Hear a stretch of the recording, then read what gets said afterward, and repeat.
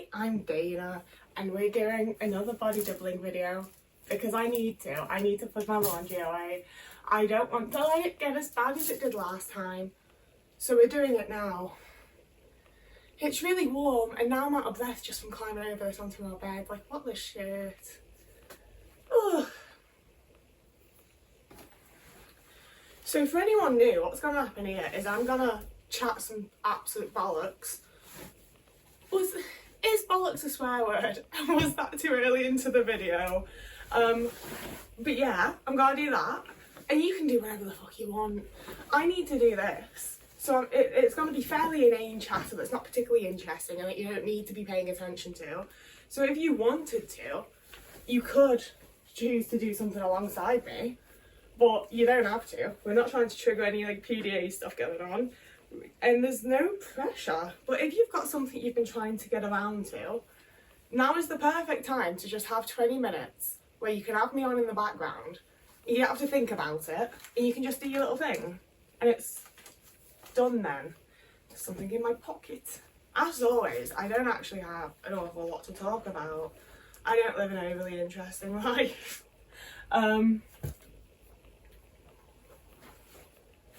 I did recently go to a David Bowie tribute concert, which was way more fun than I expected it to be fair. The guy was really fucking good, and I don't know what level of Bowie fan I am at this point, because he's the type of artist where, like, when I've met David Bowie fans, they're fans, you know, like, they know all of his different eras, they know which costumes which, they know, like, they know it all, they know the years of, like, certain live performances, and I'm very, like, little man, pretty, do good sing. Like, I just, every now and again I stumble across a Bowie song or an album, or, you know, I've never gone looking for David Bowie, he's always just found me and I've been like, oh, this is cool. So it's one of those where, like, I've never really thought of myself as, like, a proper Bowie fan. Like, I am a big Bowie fan, I do love him a lot, but I never thought of myself as, like, a proper fan. So when the ticket page said that it's, like, a mixture of the hits and some lesser known songs, I was like, there's gonna be a lot of these songs that I don't know. Like, there just is. Because I recently listened to Earthling for the first time, or is it Earthlings? See, I don't know anything, but I've only very recently started enjoying his 90s stuff. Like, I listened to Black Star when it came out, because who didn't? Like, come on. And I did enjoy that a lot, to be fair, but I don't really listen to any songs off it other than Lazarus and Black Star. And I've only just listened to Earthling, and, like, any of his other, like, 90s, noughties albums, I heard them, I don't know them. So I thought, and especially, like, as well as that, I've never been, like, a big album person. Like, I have a few albums on vinyl from Bowie, so I listen to those all the way through. But most things, like, most bands, most musicians in general, I only listen to, like, the songs that I like, you know, I don't really know full albums and stuff. So going to this little tribute thing, I thought there were going to be a lot of songs that I wouldn't know, that I didn't recognise, and I'm both pleasantly surprised and a little disappointed that there were only, like, 2 or 3 songs that I didn't know, and every other song I was like, oh, bop. And, like, some of them I very much expected, you know, like, you're not going to a David Bowie tribute and not hearing, like, Gene Genie and Hunky Dory and Golden Days and Ashes to Ashes and Life on Mars and Heroes, but they did, the only song off Earthlings was Little Wonder, and I'm really annoyed that they didn't do I'm Scared of Americans or Satellites, but, like, it's fine. But overall, like, the guy that was doing it really, like, had a lot of his, like, movements and his persona, and I was sat real far back, so it felt like I was seeing David Bowie. And then for the last couple of songs he encouraged everyone to go up to the front, and I was like, I actually would like to be, like, up around people and have a little dance where, like, I can't really be seen by anyone, you know, because I've been, like, stood up and having a little dance in my seat, but I'm very fucking self-conscious and socially awkward and anxious, so I wasn't really having, you know, I was having the time of my life as much as I'm going to as an autistic person in public, you know? I'd be having more fun if he was performing to me in my living room and not looking at me, but for how the world works, that's a good night, you know? So I buggered off up front, and I kind of wish that I hadn't, because all of a sudden, it's just some man that was, like, vaguely dressed like David Bowie. And up until that point, I'd been like, I'm seeing David Bowie, you know? Like, I'm not, but like, I fucking am, as closest I'm gonna get. And all of a sudden, he was just this man that is not David Bowie, but kind of sounds like him. Yeah, that's just how it is to see tributes, though. Like, no shade on him. He was very, very good. I enjoyed it a lot. I would go again. And it means that because I found out about the event and booked it through like a Instagram ad, which I'm always a bit unsure about doing, I don't lie. It means that I'm now getting loads of like tribute acts suggested to me by Instagram, and honestly, I might go to more of them. As someone who, like, a lot of the musicians I like are dead, tributes are the best I'm gonna get, you know. And especially living in Liverpool, like, I really like the Beatles. I've been getting, like, I've always liked the Beatles. They were one of the first bands that I got like really into and knew all the members' names and stuff. But I've started like really getting back into the Beatles as of late, and like, I live like 4 train stops away from Liverpool, you know, like, if I'm gonna go and see Beatles tributes and be into the Beatles, now is kind of the time, because I do want to move away come November. So it's one of those that I say that, but everything costs fucking money. And I also have some plans that I really want to follow through with in August. So it's difficult knowing because like the sensible adult part of my brain is like, fucking save up to move. You need to move house. You're gonna need like a good amount of money to do so. Save up for that, obviously. And the other part of my brain is like, yeah, obviously do the adult thing, save up, make sure we can afford to do the thing we need to do. I don't want to spend months just not living or doing anything because I need to save up. But also, that might be just the reality of my life right now, you know? I do my best and we see how it goes. And I don't like these body doubling videos to get depressing and sad, so we're going to leave that topic there and move on a little bit, because perfect timing, sorting out this Chromicon, what the fuck's that? This Chronicon t-shirt, Jane Silent Bob. I've finished 2 parts of Puppet Tusk that I've been really putting off and dreading a little bit and not really wanting to do. I can just tell you, you can't see them. Anyone who knows the movie knows what's coming with it. So I've finally finished, I think, everything that I've done so far. I need to go through with like a pen and just add final little details and like the final little like artistic touches to make it all come to life. And that does scare shit out of me, because like, if I make a mistake and ruin it now, sorry, there's a hair in my mouth. That's really having to like, I fucked up Wallace's hair, and I had to get a fucking artist, like one of the art scalpel blade things, and like really carefully take his hair off his head like it was some sort of surgical fucking procedure. So that's what I'm having to resort to, and then remake the whole piece if I fuck up. So that's a bit terrifying. But I have now finished my final Mr. Tusk puppet. I mean, I haven't finished it, I still need to put his head on, but all the pieces are there, and I've been able to like put them on top of each other and see it, and I'm like, the art side of it, the set side, the puppet side of it is really coming together, and that's gonna work. I'm very scared about my filming skills, my filming like actual setup, because like I use my phone for everything here. I keep getting comments telling me to use a better mic.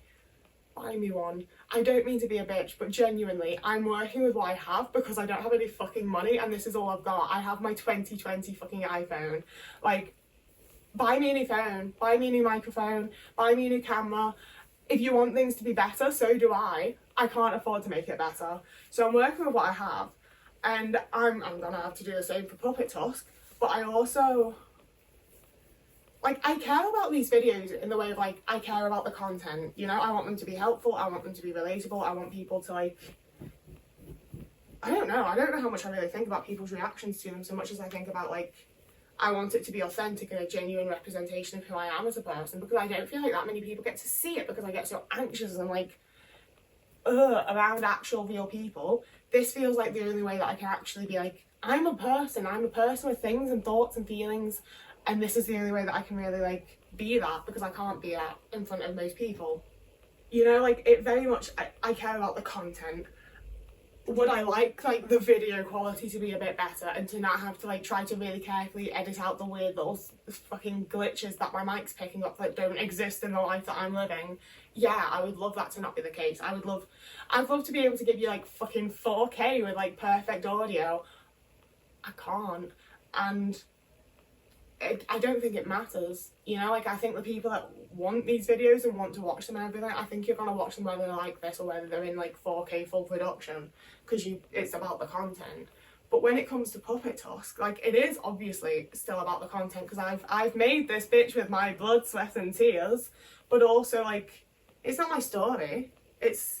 And it's also a very, like, visual medium. It's things that I've made. I want you to be able to see the detail of them and to be able to see them the way that I am, you know?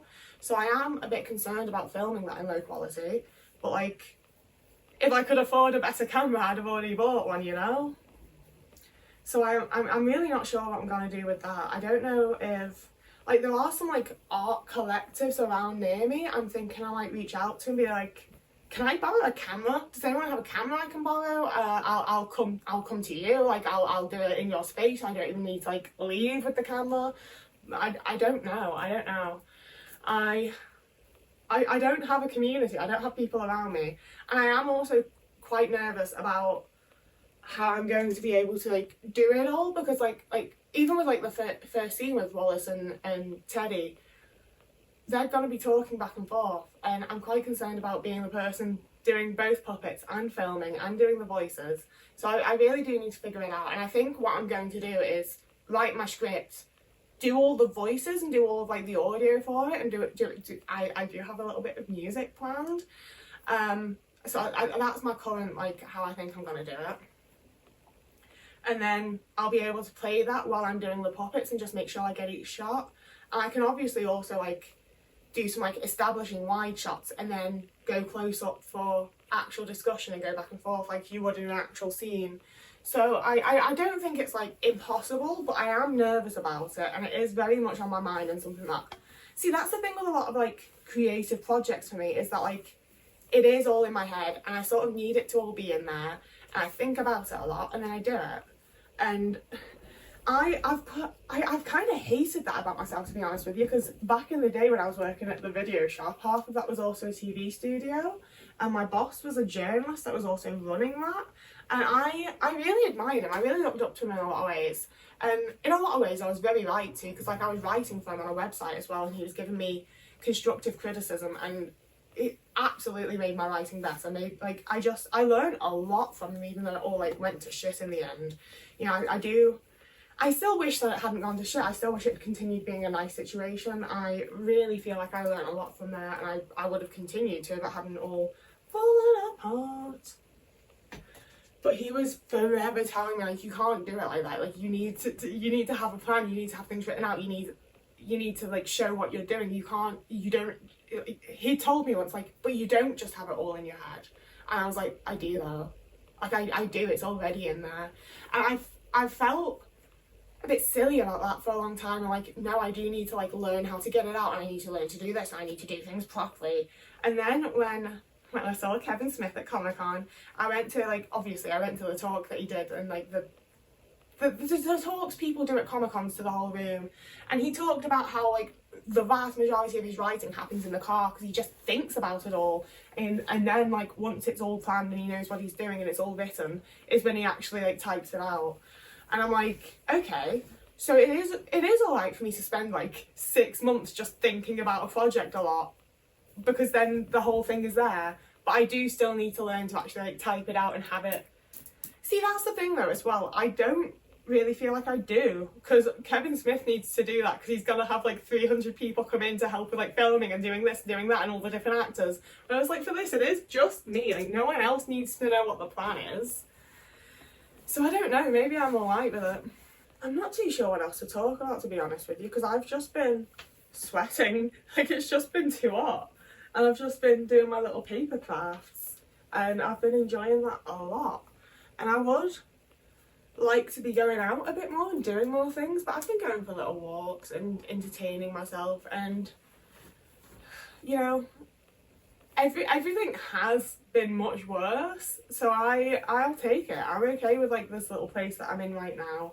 I feel very, like, creatively fulfilled. I feel like I have a level of, like, purpose and focus and ambition to do this, and I do feel like we're getting to a place now where, like, this is happening. It's really properly happening. Like, it's not just some puppets anymore, you know, like, I have sets, I have stuff, like, ready I have the vision of it all. I'm getting quite excited now that I'm talking about it. It has all sort of just been a lot of dread in my brain because I'm like, oh my god, like there's so much to do. But I am slowly working my way through actually doing it. Like that, I'm really proud of myself for this whole situation with Puppet Tusk so far, to be honest with you. Because I've had so many ideas for things in the past that I haven't finished, I haven't really even started on, I just haven't done, you know? And I'm really proud of myself because this has been years in the making now, you know? Like, I've been working on this for well over a year, maybe even longer. And I'm really getting somewhere with it.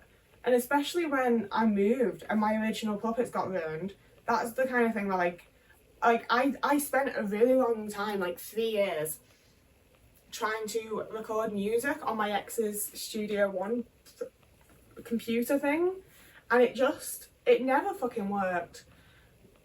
Every time I wash these, the texture gets worse, and I'm going to throw them in the corner and put them in the charity basket. I really wanted to keep my cool wicked pyjamas for a long time. That texture is fucking disgusting.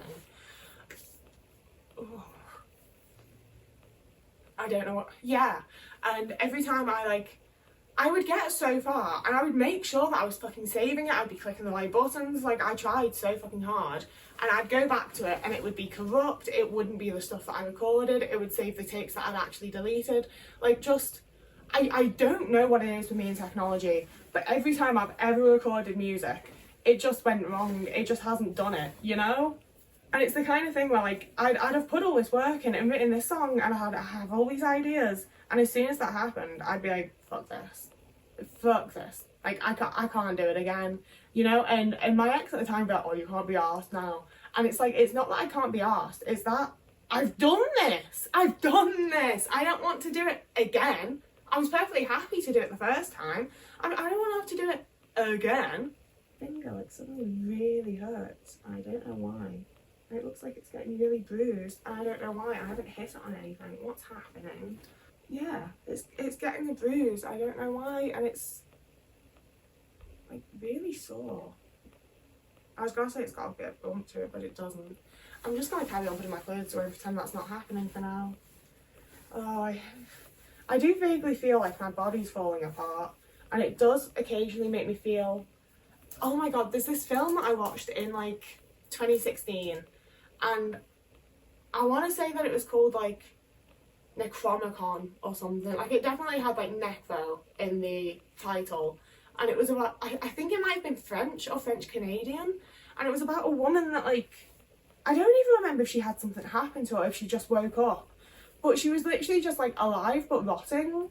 And the scenes where she like pulls out her own teeth, like, she's fully just alive but rotting. I'd quite like to watch it again, because it's another film that I watched with my horrible shitty ex, and he like took the piss out of it, and I think that I would actually enjoy it and be into it now. There's a lot of films that I watched with him that he like laughed at and took the piss out of, and in order to like be in a relationship and not get screamed at and not make things tense and weird, I would laugh along too. And that obviously, like, I don't really remember them very well. I didn't really like process and take in the message in the way that I would actually like to from how I choose to watch movies. But like, I also don't enjoy rewatching things that I saw with him on my own. So it has been really nice getting to rewatch things on the Discord with people that aren't being shitty about the things that I enjoy. Oh yeah, I may as well take a second to talk about the Discord, because it is sort of like the more regulars that tend to watch these videos. So I assume some of y'all are already there, to be fair. If you're not, the easiest way is that I will repost the link on Patreon.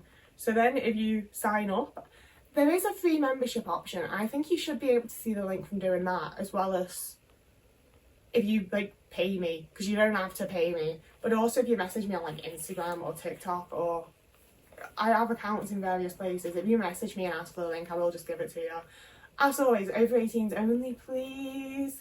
You know, it's a load of autistic adults talking about their experiences and their struggles and stuff. It's not really a space for children. No offence. And yeah, but like, I love it. I love the little space that we have there. So my big thing, my main way of like interacting with the community, like, I do hang out in like the server in general and just like talk to people because my friends are there. But my main big thing is that every evening at 8 PM UK time, we watch something together. On weekends we watch movies. In the daytime, in the week we watch TV shows. We've not long started Lucifer, if you wanted to jump on that with us. And it's what I've always wanted, to be completely honest with you. Like, I've always found it really difficult to make friendships in general, to make connections with people. Like, it's fucking hard.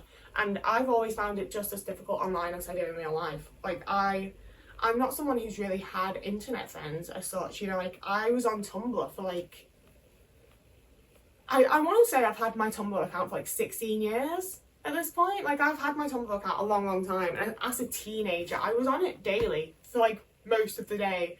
And I remember making friends with 2 girls, and neither of them like properly lasted. I still have them both on Facebook. Like, I am like invested in them like doing well and being okay, but we also very rarely spoke. And if I messaged them today and was like, hey, do you remember me? I doubt they would, you know? Like, I find that's why I love the Discord so much. I find one-on-one conversation quite difficult. I feel like it feels very demanding to me. Not like, if you've messaged me directly somewhere, it's not shade, I probably will get back to you. I am trying to. I do have a bunch of messages that are very kind and that I really appreciate, and that I do very much intend to reply to and to speak to people and stuff. But it is just something I find very difficult and anxiety inducing, and I just kind of, it horrifies me. It genuinely fucking terrifies me. And I feel like it's so like, you give me an answer, you know? So having the Discord and having it be like a group chat setting, I found it just 73,000 times easier to be a part of conversation and get to actually know people. And it's just so fucking nice. Like, I know group chat settings aren't for everyone. I know we have some of you there that I don't even particularly like that aspect of it, but like, we're all doing our best with what we can, you know? I do think it's only the fact that it's like a group chat setting that has given me the ability to actually form some relationships and some friendships and get to know people, you know. Like, it's hard to do that, and I'm so glad that we started the Discord and that it's a whole thing, and I hope it keeps going for a very long time. So if you haven't joined yet and you do intend to or choose to, please don't be a dick. Like, that's pretty much the only rule that we have. Like, just be nice, just try, you know? But that's also one of the really nice things, is that like we've banned like 2 people in 6 months, and it was fairly early on, and everyone else is just really lovely. Does my dress have a hole in it? But yeah, at the minute we're watching Lucifer, and that's one that I watched with my not shitty ex, my ex that was like fine, you know?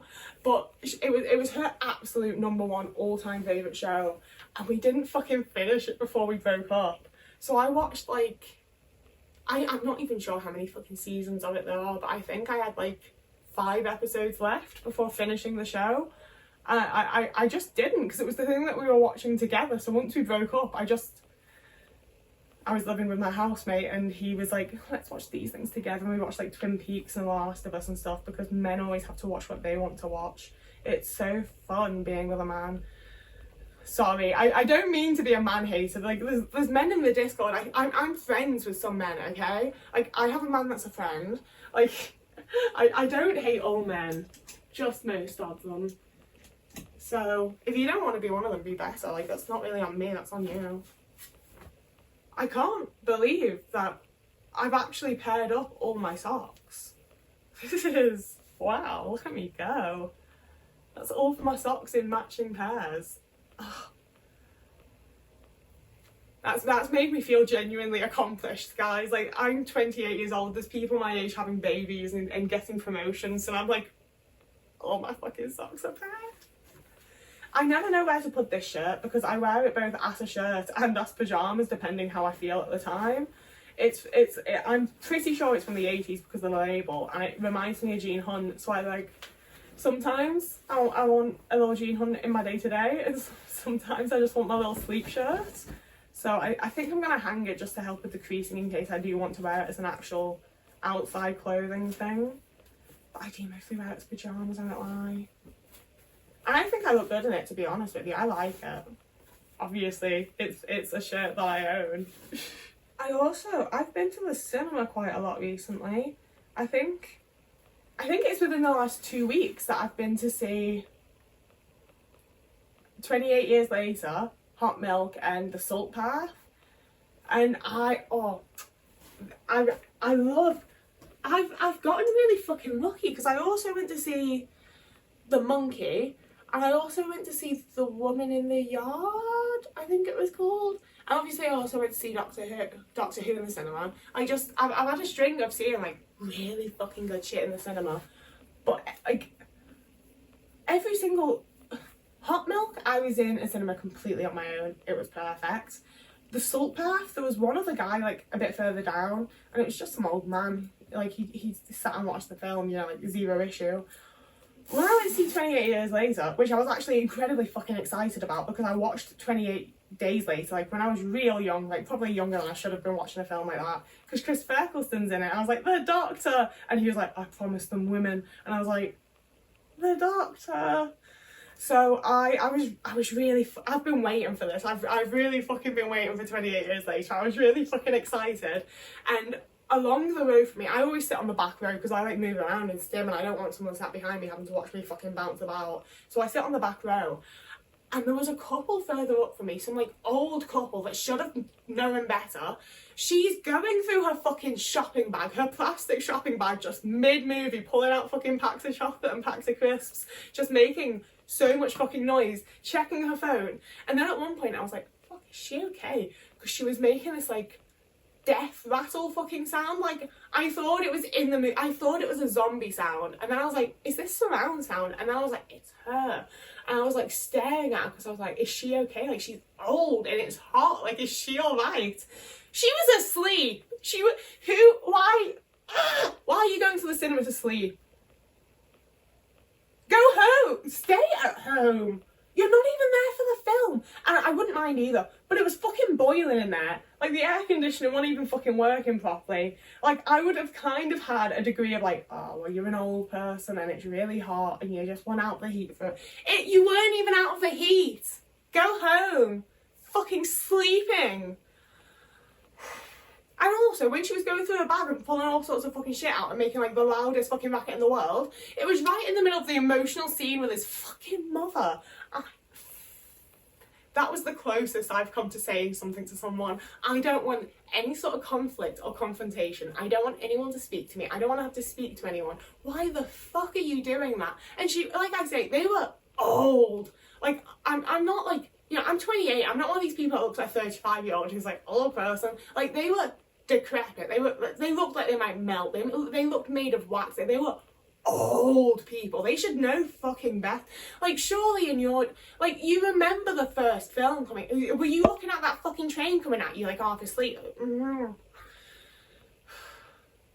I think I just put so much effort into trying to be like normal and respectful and like aware of the people around me while I'm out in public so that I don't make anyone else uncomfortable or do something that I shouldn't. And other people are just out here being like that. And I'm like, why? Why are you doing this? Why can't we all just respect that we're in a fucking cinema and be fucking quiet and awake? But yeah, that's the end of this video. I'm gonna just hang my shit up and shove shit in, and I'm done. I sincerely hope that you're done. If you're not, I tag things at the end of videos. I have like that little screen that the proper YouTubers do, so I started doing it, and I don't think anyone else does it anymore. I think it might have been like a 2015 YouTube thing, but I saw it and was like, that's what YouTubers do, so I do it now. But I will leave the playlist of these types of videos there, so if you haven't finished, you can just carry on and listen to me chatter other inane bollocks. Oh, my mouth is so dry. As always, you can follow me in other places. I've got TikTok, I've got Instagram. People have started sending me friend requests on Facebook, and I don't know if it's like bots or if it's people that are finding me from here. I haven't used Facebook in years, and when I did, it was like friends and family. I'm not accepting it. If you message me on Facebook, I probably aren't even gonna see it, never mind ignore it. But like, you can find me in other places. Ko-fi as well as About, if you want to help me out financially. And I also have Patreon, obviously, and you can also just message me for the Discord link. So whoever you are, wherever you are, you can have a lovely morning, evening, day, afternoon, week, month, year, and I will see you again in a couple of days.